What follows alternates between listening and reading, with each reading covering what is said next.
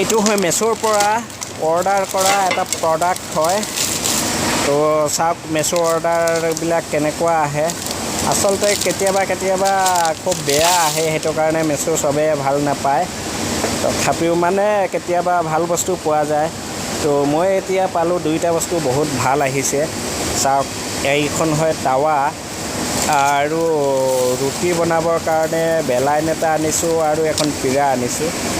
মেছোৰ পৰা বেয়া বস্তু অহা নাই, ভাল আহে। মই খুব ভাল বস্তু পালোঁ।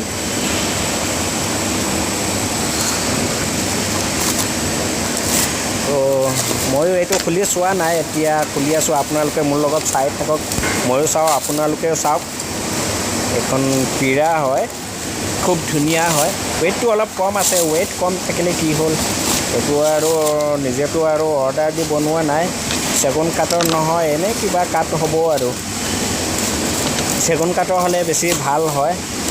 আৰু এইটো ইমান চাপৰ হয়, অলপ ওখ হ'ব লাগিছিল, তেতিয়া সুবিধা ভাল। লাইনটো আগতে আহিছিলে আৰু এটা, মই সেইটো ৰিটাৰ্ণ কৰি দিলোঁ। বেলাইনটো ভাল নাছিলে, আৰু এতিয়া যিটো আহিছে সেইটো ভালেই হ'ব, কাৰণ এবাৰ ঘূৰাই দিয়াৰ পিছত এইটো ভাল বস্তুৱে দিছে। ভালেই আছে দেখোন, কিন্তু আগতো কাঠ বেয়া আছিলে, তো কাঠ বহুত ভাল, ভালেই লাগিছে। বাৰু কম দামতে যেনেকুৱা দাম তেনেকুৱা বস্তু, আৰু বেছি দাম দিলে আৰু ভাল পালোঁ হয়, সেইটোৱে কথা। যেনেকুৱা আপুনি এমাউণ্ট দিব তেনেকুৱা প্ৰডাক্ট পাব।